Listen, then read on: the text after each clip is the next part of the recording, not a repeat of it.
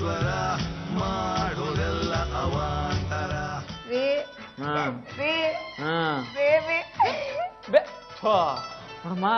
ಕಾಲ ಬಂದಾಗ ಬೇಬಿ ಆಗತ್ತೆ, ಈಗಲೇ ಅದ್ರ ಬಗ್ಗೆ ಕನಸು ಕಾಣ್ಬೇಡ. ಅದಲ್ಲ ರೀ, ನಾನ್ ಚಿಕ್ಕವಳಿದ್ದಾಗ ಊರಲ್ಲಿ ಎಲ್ರು ನನ್ನ ಬೇಬಿ ಅಂತ ಕರೀತಿದ್ರು. ನೀನು ಆಗ ನೋಡಕ್ಕೆ ಬೇಬೋ ತರ ಇದ್ದೆ ಅನ್ಸುತ್ತೆ, ಅದಕ್ಕೆ ಎಲ್ರು ನಿನ್ನ ಬೇಬಿ ಅಂತ ಕರಿತಾ ಇದ್ರು. ಹಾಗಲ್ಲ ರೀ, ಈಗ್ಲೂ ನಾನು ಊರ್ಗ್ ಹೋದಾಗ ನಮ್ಮ ಪಕ್ಕದ ಮನೆಯವ್ರು ನನ್ನ ಬೇಬಿ ಅಂತಾನೆ ಕರೆಯೋದು. ಬೇಬಿ ಅಂದ್ರೆ ಮಗು ಅಂತ. ಗೊತ್ತಾಗುತ್ತಮ್ಮ, ಪಾರು ಬೇಬಿ. ನೀವು ನನ್ನ ಇವತ್ತು ನಾಳೆ ಮರ್ತು ಬಿಡ್ಬೇಕಾ? ಅದು ಹಾಗಮ್ಮ ಸಾಧ್ಯ? ಬೇಡ ಬೇಡ ಅಂದ್ರೂ ಕಣ್ಣು ತುಂಬಾ ತುಂಬಿಕೊಂಡಿದ್ಯಲ್ಲ. ನನ್ ಬೇಬಿ ಅಂತ ಕರ್ಕೋಬೇಕಂತ ಆಸೆ ಆಗ್ತಿದೆ. ಅಮ್ಮ ನಾನ್ ಮಾತ್ರ ನಿನ್ನ ಬೇಬಿ ಅಂತ ಕರಿಯಲ್ಲ. ಏನಮ್ಮ ಬೇಬಿ? ರೀ ಇನ್ನೊಂದ್ಸಲಿ ಬೇಬಿ ಅಂತ ಕರೀರಿ.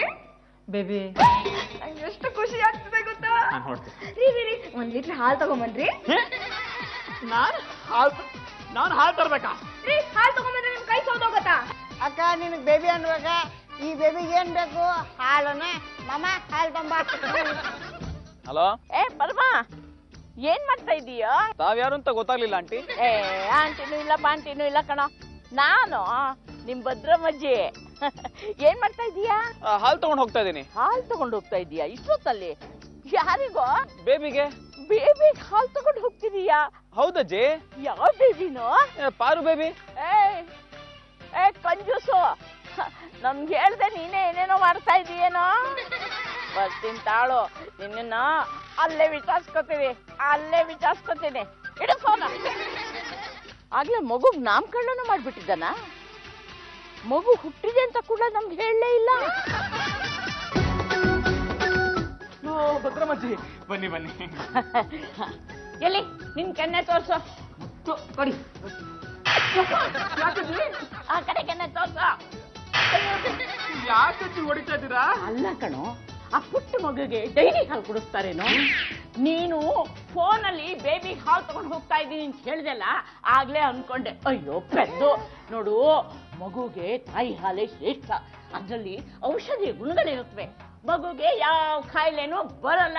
ಅಯ್ಯೋ, ಒಂದು ಮಗು ತಂದೆ ಆಗಿದಿ, ನಿನಗಿದೆಲ್ಲ ಗೊತ್ತಾಗುತ್ತೆ ಅಂತ ಅನ್ಕೊಂಡಿದ್ದೆ. ದಡ್ಡ ಶಿಖಾಮಣಿ, ಏನೂ ಗೊತ್ತಿಲ್ಲ.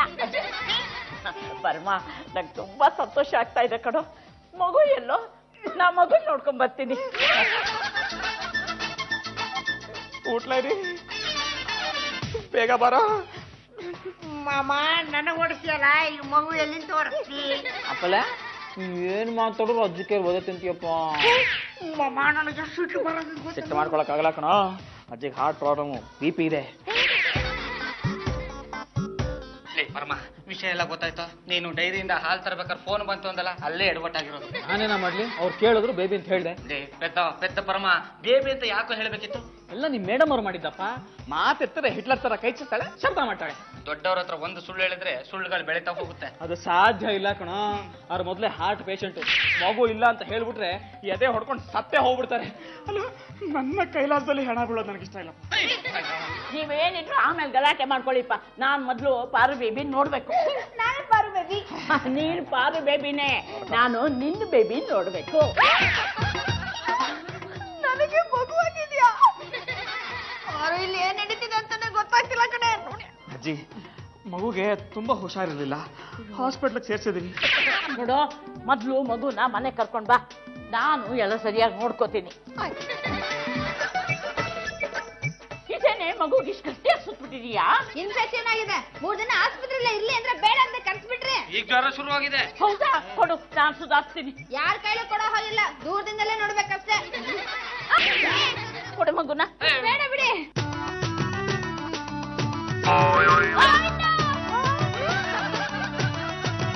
ಇದು ಮಗುನ ಯಾರಿಗೆ ಮೋಸ ಮಾಡ್ತಿದ್ದೀರಾ? ಅಜ್ಜಿ, ಅದು ಏನಾಯ್ತು ಅಂದ್ರೆ? ಅದು ನಾನ್ ಹೇಳ್ತೀನಮ್ಮ. ಯಾರೇನು ಹೇಳಬೇಕಾಗಿಲ್ಲ. ಮಗು ಹೆತ್ಕೊಖಾನ ಇದು. ಮುಂದಿನ ವರ್ಷ ನಾನು ಬರೋ ಹೊತ್ತಿಗೆ ಮಗುನ ಹೆತ್ಕೊಟ್ರೆ ಸರಿ, ಇಲ್ಲ ಅಂದ್ರೆ ಏನ್ ಮಾಡ್ತೀರಾ? ಪರಮೇಶಿಗೆ ಒಂದು ಹಳ್ಳಿ ಹುಡುಗಿ ತಂದು ಮದುವೆ ಮಾಡ್ತೀನಿ.